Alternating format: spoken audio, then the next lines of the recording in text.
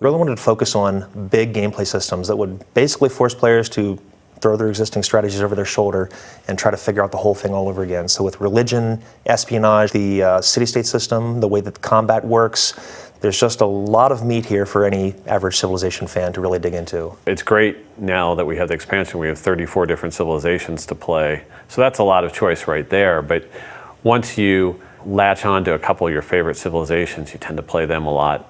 And I don't like to play them the same way every time. A lot of the civilizations that we added have really unique and powerful traits because we didn't want it to be just a numbers game. But I'd wanted these all to feel like unique, cool gameplay elements that really fit in with the civilization that they were using. But we also wanted to reflect the fact that Carthage evolved out of the Phoenician sea power, and they actually were very good at establishing a trade network of port cities all around the Mediterranean coast.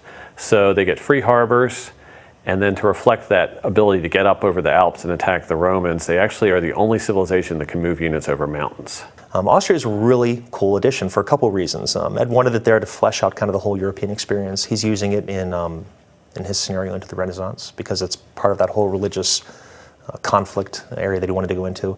It's got a unique trait possibility that's really interesting. It's called diplomatic marriage that actually allows her to kind of absorb city-states. The Netherlands are an interesting civilization because they're all about trade. During their initial period when the Netherlands was first breaking away from Spain, they were kind of fighting a revolution, and one of the key elements was what they called the sea beggars, which were sort of like naval pirate units that would come in and seize towns and plunder the Spanish port towns along the coast of the Netherlands. And then also to reflect the Netherlands' military and trading might, they have a unique improvement, and that's the polder, which is the filled-in land from the sea where you'll see those huge fields of tulips. In terms of a fighting power of the time, I mean, you couldn't necessarily top Attila. We played around with his trade a little bit. We put in some neat and interesting fun things. Like he puts down his capital, and it's called Attila's Court.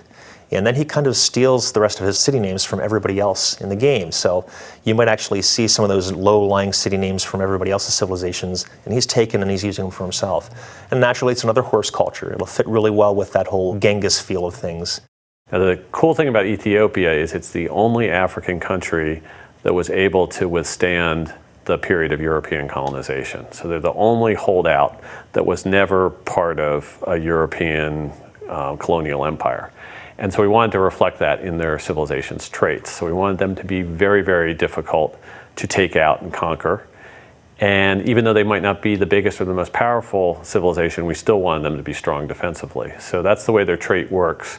Anytime they're fighting a civilization that has more cities than they do, they get a very, very significant combat bonus. Some of them that have come out before, I hate to admit it, but I play with Boudica of the Celts probably in 7 of every 10 games that I've been playing lately. Boudica's trait is faith-based, so I'm often playing an aggressive religion game. She makes it really easy to play a strong religion game, and they actually get faith from kills. And so if you want to cause trouble early in the game while you're on your road to religion, the Pictish War is the way to do it.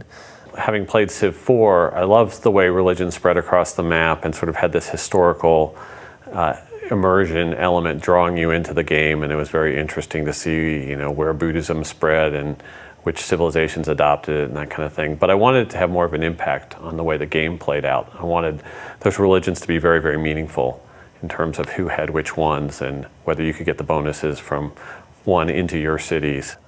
There are other more interesting, unique units in the game as well. I mean, you mentioned Attila. His battering ram is absolutely devastating. He gets it as a spearman replacement. So it's not your typical unit replacement in that you're replacing the spearman with some other guy that kind of holds something like a spear. This is a complete change out for him. For instance, the range units, where you kind of had a range unit early in the game, like an archer, and he would upgrade to a crossbowman, but after that there wasn't really much of a place for him to go. We've got a continuous path for those range units throughout the game.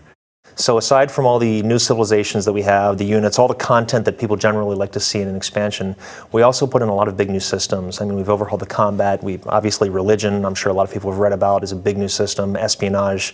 We've overhauled a lot of the AIs, the way the naval combat works, the way the city-state system works. So there's going to be a lot in there for a lot of people.